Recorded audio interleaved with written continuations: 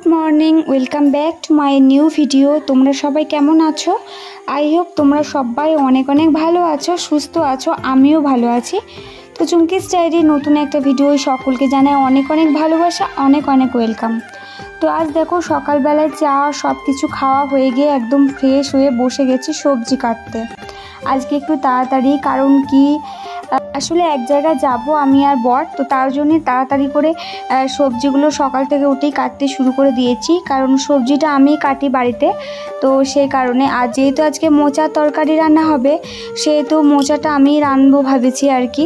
তো সেই জন্য সকাল সকাল মোচা কাটতে বসে পড়েছি। আর মোচা কাটতে একটু টাইম লাগে, তোমরা সবাই জানো, কারণ মোচা ছাড়াতে অনেক প্রবলেম।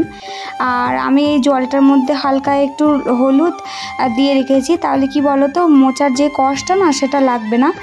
তো তারপর এখানে মোচা আমার কাটা কমপ্লিট। এরপর প্রেশার কুকারে মোচাটাকে একটু হালকা সিটি মেরে নিয়েছিলাম।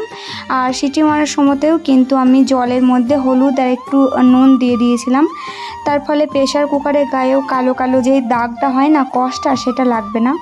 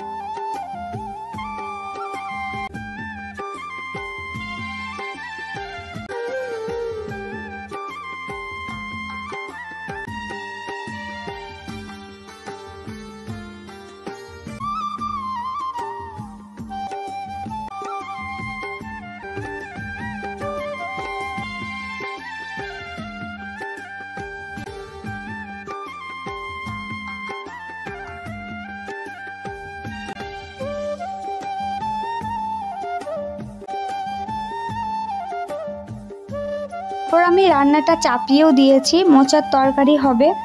আর বাকি রান্নাগুলো মা করে নেবে, আমি দু একটা করে দিয়ে যাচ্ছি আর কি।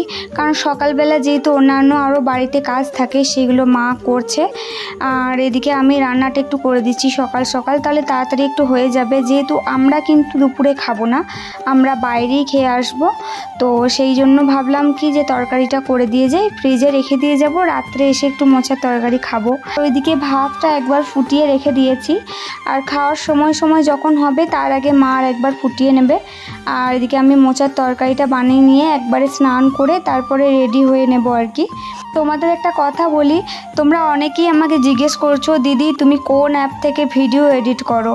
তো আমি বলবো তোমাদেরকে, আমি ইনশর্ট অ্যাপ থেকে ভিডিও এডিট করি। তোমরা অনেক থেকে জিজ্ঞেস করছো, বাট আমার বলা হয়ে উঠছে না। ভেবেছিলাম এ বিষয়ে একটা ভিডিও করব, কিন্তু আর করা হয়ে উঠলো না। যাই হোক, তোমাদেরকে বলে দিচ্ছি, আমি ইনশর্ট থেকেই ভিডিও করি। ইনশর্ট থেকে ভিডিও এডিটটা আমার মনে হয় যেন বেশি সোজা। তো তোমরাও ইনশর্ট থেকে করতে পারো। এছাড়া অনেক অ্যাপ আছে, ভিএন, আরও অনেক কিছু আছে। তারপর তোমার পিক্সআর্ট, আরও অনেক কিছু আছে। তবে ইনশর্টটাই সব থেকে ইজি লাগে আমার। তবে দেখো, সত্যি কথা বলতে গেলে আমি কিন্তু সেরকম কিছু এডিট করি না। আমি যতটা পারি সিম্পলের মধ্যেই রাখি, কারণ আমার কাছে বেশি মানে অস্বাভাবিক থেকে স্বাভাবিকটাই বেশি ভালো লাগে। তো যাই হোক, আমি বলেই দিলাম তোমাদেরকে, আমি ইনশর্ট থেকে এডিট করি, তবে একদম নর্মাল এডিট করি, বেশি হাইফাই এডিট আমি করি না। একে বলে দিলাম, তোমরাও চাইলে ইনশর্ট থেকে এডিট করতেই পারো, খুব ভালো একটা অ্যাপ। দেখো, রান্নাঘরে কিছুক্ষণ থাকতেই অবস্থা দেখো, মানে এত ঠান্ডা পড়েছে যে কি বলবো। আর মানে ঠান্ডাতে আর থাকা যাচ্ছে না, এরকম একটা ব্যাপার। আর এদিকে দেখো, আমার এখন মোচাটা মানে মশলা ফসলা দিয়ে দিলাম, একটু কষে নেবো ভালো করে, ব্যাস তারপরে জল ঢেলে দেবো, হয়ে যাবে আমার মোচার তরকারি রেডি কমপ্লিট। জানি না কেমন হবে খেতে, তো অনেক দিন পর করছি আর কি। তো করি না আর কি বলতে পারো, কারণ বাড়িতে তো শাশুড়ি মায়ের রান্নাবান্না করে, আমাকে তো করতে হয় না। তো ভাবলাম কি যে গাছ থেকে নিয়ে এসছে যখন মোচাটা, তো আমি একদিন করি আর কি রান্না। তো জানি না কেমন হবে। তো যাই হোক, চলো। আর হ্যাঁ গাইস, তোমরা কীভাবে রান্না করো মোচার তরকারি? একই প্রসেসে না ঠিক অন্য অন্য কিছু দাও, অবশ্যই জানিও। আমি কিন্তু এরকম টাইপেরই করলাম আর কি, জানি না কেমন হবে, নিজের মতো করেই করলাম। তো যাই হোক, চলো আর বেশি কথা বলাচ্ছি না, রান্নাটা আমি কমপ্লিট করে নিই, তারপর তোমাদের সঙ্গে কথা বলছি। তো ভিডিওটা কেমন লাগছে অবশ্যই কিন্তু কমেন্ট করে জানাতে একদমই ভুলো না। তো চলো ভিডিওটা দেখতে থাকো। কে মোচার তরকারি তো আমার রেডি হয়ে গেছে। আর এই দেখো মোচার তরকারি খুব সুন্দর কিন্তু কালারটা এসছিল জানো, কিন্তু এত মানে গরম তো এত ধোঁয়া বেরোচ্ছে যে ভালো ক্যামেরাতে এলোই না। যাই হোক, নামানোর আগে একটু ঘি আর একটু গরম মশলা গুঁড়ো দিয়ে দিয়েছিলাম, তাহলে খেতে কিন্তু আরও ভালো টেস্টটা হবে। আর এইদিকে আমাদের বাঙালিদের যেটা মানে না হলেই চলে না, হাজারটা তরকারি থাকুক, যেটা মাস্ট দরকার সেটা হচ্ছে আলু ভাতে। হ্যাঁ, আমরা বাঙালিরা আলু ভাতে খেতে ভীষণ ভালোবাসি।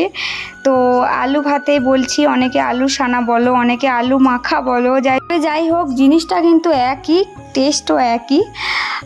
তো আমি এটাকে আলু ভাতেই বলছি, তোমরা যা নিজেদের মতো করে বলে নিও।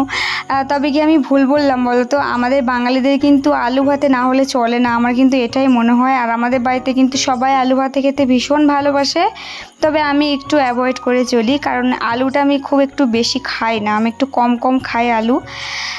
জানি আলুর মতো চেহারা নয়, জানি আলুটা আমার খেলেও চলবে সেটাও জানি, কিন্তু আমি আলুটা একটু অ্যাভয়েড করে চলি। দেখো, চেহারার জন্যই তো শুধু আলু খেতে হবে তার কোনো মানে নেই, তাই না? আর আলুটা আমার অতটা বিশাল যে ভালো লাগে তা না, তবে এই তেল লঙ্কা খড়িয়ে আলু ভাতাটা কিন্তু মন্দ লাগে না, তাই না বলো? আমার আলু প্রিয় বন্ধু বান্ধবীরা সব কোথায়? ফটাফট করে কমেন্ট করো দেখি, কে কে আলু ভাতে খেতে ভালোবাসো।